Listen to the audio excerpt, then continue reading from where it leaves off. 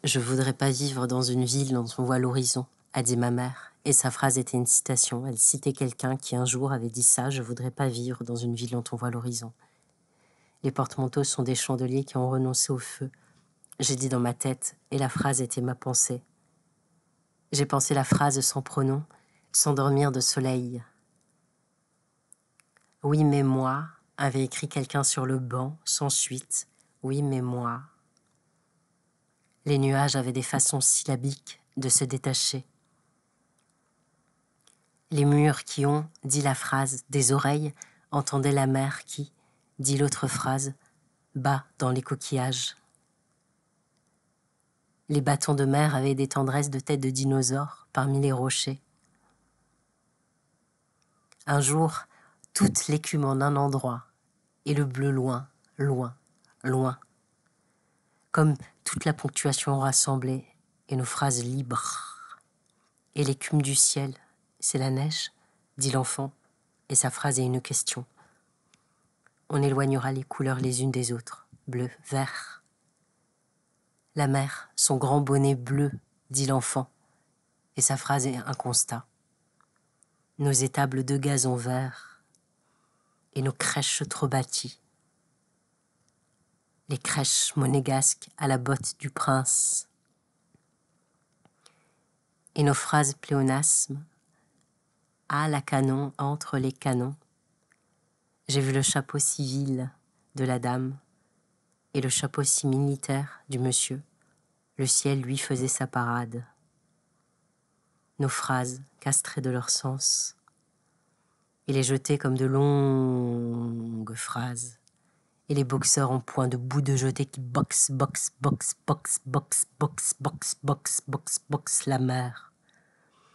Il y avait les photos verseuses, disait mon père, photos verseuses, l'horizon torve, et j'entendais berceuse, photos berceuses, nos phrases berceuses. Il y avait la statue trouée comme enfoncer une main dans un cœur, la statue qui s'appelait La Conscience. Mon père m'a fait écouter le poème de Victor Hugo par Georges Chelon. L'œil était dans la tombe et regardait Caïn, mais l'œil était dans la tombe et regardait Caïn.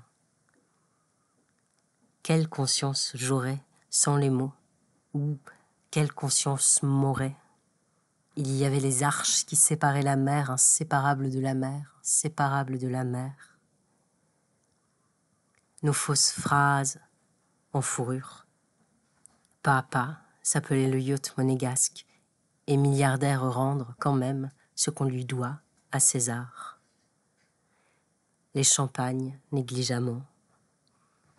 La ville qui s'avance sur la mer, disait le panneau. J'ai pas compris si c'est qu'on repousse la mer ou qu'on lui bâtit dessus. Comme il s'effrase sur quelque chose plus imprévisible encore que le silence. Nos phrases luxuriantes et le miaulement des mouettes dans l'hiver rose. Baragouiné m'a dit mon père vient des marins qui, pour demander du pain et du vin, disaient les deux mots en boucle, Baragouine. Et nos nuages, quelle étymologie. Mon père m'avait raconté la phrase, et la phrase était une histoire, du chaton qu'il avait vu attaquer une énorme mouette. La phrase et l'histoire se passaient dans un pays dont il parlait pas la langue, mais tous l'avaient vu. Le petit chaton s'ébouriffait d'instinct face à l'énorme mouette, et tous avaient ri, par-delà la langue. Et il y avait l'autre phrase de mon père, et la phrase était une blague, d'aller garer sa vieille Renault au milieu des Lamborghini, ou parfois de s'approcher de l'une et faire croire que c'est la sienne, avec lui, ses vieilles savates aux pieds. Il y avait Monaco où je n'aimerais pas marcher seule. Seule je ne saurais pas, m'émerveiller.